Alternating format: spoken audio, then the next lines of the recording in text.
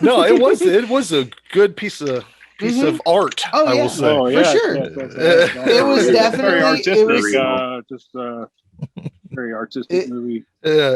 Summary for the Amusement Park, 1973. For anyone who doesn't know, this is a movie that was commissioned by a group that was trying to advocate for the rights of elderly people, and like it's supposed to like shine a light on the problems that elderly people had. It's not a horror movie at all, but the summary for this movie: an elderly gentleman goes for what he assumes will be an ordinary day at the amusement park, only to find himself in the middle of a hellish nightmare. Written by Walton Cook and directed by George Romero. Jason, do you have information on this? Oh, sure do. Tagline: "See you in the park someday." Distributed by Shudder, and there's obviously no Blu-ray release, but I wouldn't be surprised if this has some kind of release. Yeah. Yeah, with the Romero Foundation on board, they're probably gonna put this out. But um yeah, I gotta say, like it made me think, like, since this was never shown, uh do the people that were in it ever get to see it? Because that might be the saddest thing about this. If all those elderly people never got to see it once, Oh man. because they're all volunteers, like, or Mm, they worked with elderly people, from what We I get read. to watch it in spirit. But, that's a hard one to answer. I would like to think that it did happen in they at least some got to see it. way. But yeah, evidently when Ramiro made this, he presented it to, it was the Lutheran Society that hired him. And when they presented it to him, they're like, this is way too like Yep. frightening of imagery for us to put out. So they shelved it for 45 years. At first I was like, I didn't realize there was going to be so much metaphor in this. That's all it is metaphor after Mhm. metaphor. And when I seen the elderly people like exchanging their clocks for admission or to get tickets or whatever it was, I was like, that's weird. I don't ever think there was a time where elderly people had to like sell their It's clocks. the Antique Roadshow. Yeah. um, but the best part about this movie for me is seeing the old amusement park, like kind of being in that location, because it reminded me so much of this place that I went to when I was a kid called the Americana Amusement Park. It's now Yep. closed. Like, you can find pictures of it. It's still there and it's creepy as fuck because I was there and now it looks like a ghost town. Like, it's like everything's still intact basically. I need to get permission to shoot there. Yeah, it's down by you, I Mhm. think. Middleton, is that down by you? Yeah, we used to go there a lot. Yeah, It was literally cheap. the cheapest amusement park there was. Yeah, you could get in for like That's 12 cool. bucks or something like that, and there was Yep. like a roller coaster and shit. One roller coaster. Yeah, but it The was screaming like- eagle. it was like it was like this style amusement park. Everything looked Like just Conneaut, like the this place old up shit. up a place up north of me where Yeah. I went as a kid, Conneaut Lake Park. Well, this was like- this was shot near you, I think, wasn't it? Where the It's fuck was in it? like it's in Western PA somewhere, but not. It's wouldn't not have- an amusement park anymore. It's a shopping Right. center. Yeah, I can't remember exactly where, but it's like in the realm, the Western PA realm. Yeah. I couldn't find much information on Walton Cook, the writer, but I thought his perspective, like if he was a person, Romero was only 34 at this time, which seems crazy to me, but Yeah, I don't know how old Walton Cook was. I couldn't find shit on him, but he hit the like perspective of elderly people right on the head. I think all the things, it made sense to me. And the funny thing is, none of these things aren't relevant today. I think, like any of the topics that they're talking about, which makes me wonder if they would put this out. Maybe, maybe we wouldn't need billboards on the side of the road that advocate against beating old people up. the world is finally ready.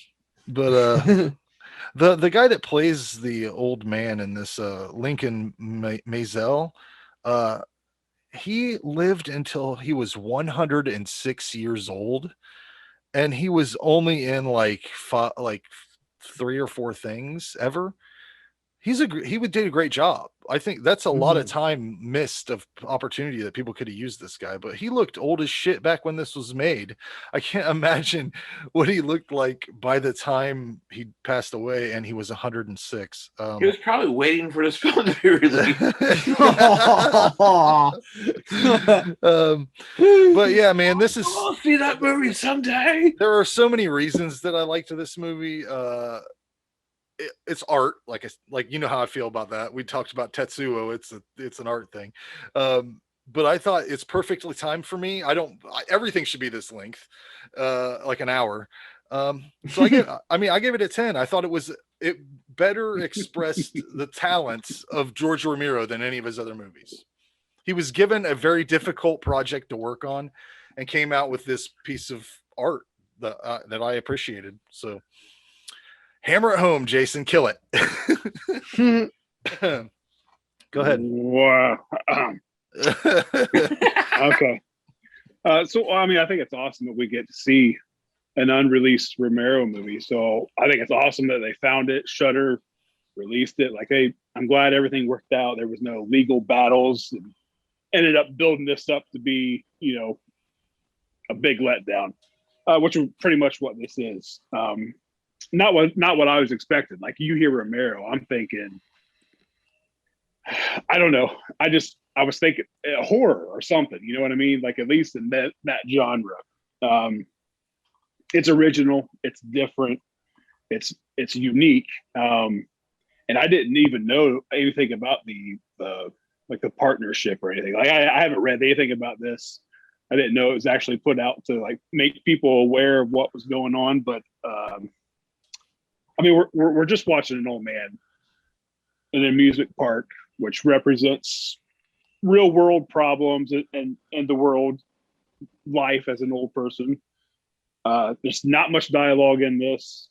It's not really a plot. You know what I mean? They set scenarios up and it unfolds. But he did a good job, like, making you feel something. Like, the whole time I was just like, it was almost like it's cringeworthy. Yeah. Like the stuff that happens to this dude and what he has to go through. Well, whenever he's reading to that little girl and then the mom takes her away, like shit like that, man. That's like, she let that dude, like, he got like halfway through the book. Yeah. Just a random old person who just walks up and starts reading to your, like, getting right up next to your kid. he asked for that one. But no, getting old sucks. People suck. That's what this is. Yeah, putting out there. It's under an hour. The point could have been made in 20 minutes. You say it's the perfect length. I'm like, this is 40 minutes too long.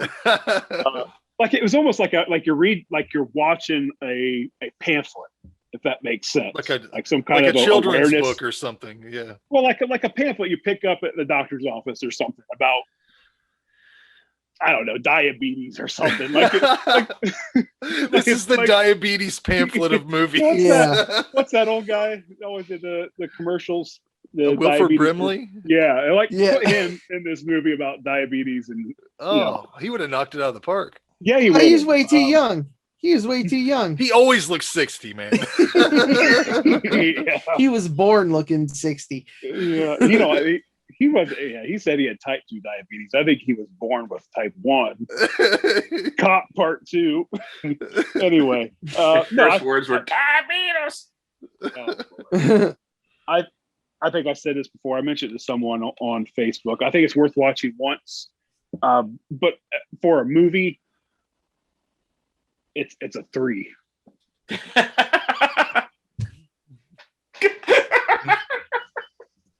I'm sorry. I get it. No, laugh away. Laugh away. Whatever. I get you. I get where you're coming from. Let's hear Rob's review. Oh man, it's like okay. First of all, I feel this movie. I'm like 50, so it's like it was depressing as shit watching this movie. Seeing all these old people get treated like monsters. You're 50 years old. Yeah. And you're from Ohio? Yeah. Minds are being blown tonight. You're living nice well, to meet man. you, Rob. Right? Nice to finally meet you. Yeah, nice to know you. Like 6 episodes in. Nice to meet you.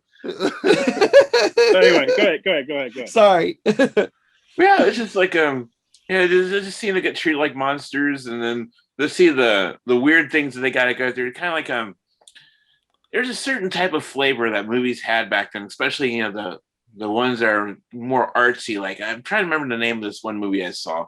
This movie kind of reminded me of the pacing of it. It had Shelley Duvall in it, and in the movie there was this teenage boy that created some type of flying machine or something like that. But anyways, it kind of reminded me, style wise, of that.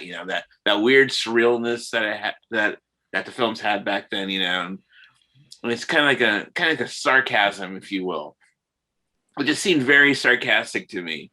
Like he was just like giving his opinion on how the elderly were treated, and all the different symbolisms of whole things of like when they're turning their clock, they're giving up the last moments of their life. They entered this place, and all the other different stuff. Like people look at them and people see the elderly these days, and it's just like you look at them and you're like, oh, gosh darn, I'm gonna be old someday, and then next, it's like you see someone walking around with a cane. Like there's this guy I work with who's got like a bad back, and I'm thinking, holy fuck, is that gonna be me one day? Am I gonna be, walking around complaining about my back and I do it now, barely able to move or talk? It's coming. Yeah. It's a sad thing to think about, but yeah, on a scale of 1 to 10 though, because it's just like I would give it about an 8. I mean, it's not really like a movie that you would like watch all the time at a party or something like that, but put it on, man. Great party movie. But it was good for what it was. It was like I said, it made you think. It's one of those movies that just kind of makes you think, and it's like like what, like putting a puzzle together or something like that. You're watching it, and it's like it's brain food. Or kind of like looking at a painting, like a piece of art. Yes. Maybe you would look at it and kind of like take from it what you will. Pamphlet. Like something Andy Warhol would have done, Right. But this is one of the differences in art films. Whereas Tetsuo, you would want to maybe put on some industrial music behind it. Yep. If you put industrial music behind this, you are fucking crazy. Wait a minute. If you use Ministry, perhaps it might work. I don't know, man. I don't know. Oh, now I'm gonna have to try it. I recommend Enya. Put that on, John. Oh man. Yeah. So I was super pumped for this movie. It's a lost Romero. I'm from Romero land. I'm from the area. Yeah, man.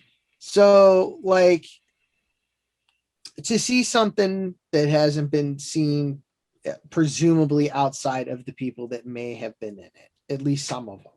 Maybe I could be way off. Hopefully. Yeah, hopefully. I loved the beginning and the ending. I love the way it went. As soon as the way it happened, I was like, I know exactly. It's all just bookends. There it is. It just looked really cool. And the guy's like, are you sure you don't want to go outside? Having seen just what he went through, he's like, fuck that. I feel like that guy a lot of the time. I feel like that old guy at the end a lot of the time. Like, no, there ain't nothing out there for you, man. Don't fucking do it. There ain't nothing out there. Look at me. Look at me. No, I'm gonna go. I'm gonna ride the roller coaster. But yeah, old. Oh God, yeah. But like Romero's off horror films were a little bit on the artsy side. Arrow released a 3-pack that contained the Crazies, and obviously you're aware of the Crazies, but it also came with Season of the Witch, which is you may like. Oh yeah, I remember. And then this other one that's called There's Always Vanilla. And those are like artsy, you know what I'm saying? They're like, them for horror. right? You don't know him for his art films. Way other end of the spectrum. It's like, oh wow, because it's George Romero, you're thinking, all right. Although a couple of those shots of the old people walking around, I mean, you could have put zombie makeup on them. Like you can see, he used like they were all just he used some music shuffling. cues from that he used in Dawn of the Dead, I believe. Yeah. And I love the old amusement park, what they used to be, like I mentioned Connie at Lake Park, that it was the one roller coaster, the Blue Streak. It's like world famous. I can't remember what it's for, but it's got some sort of record thing. And then it was cool.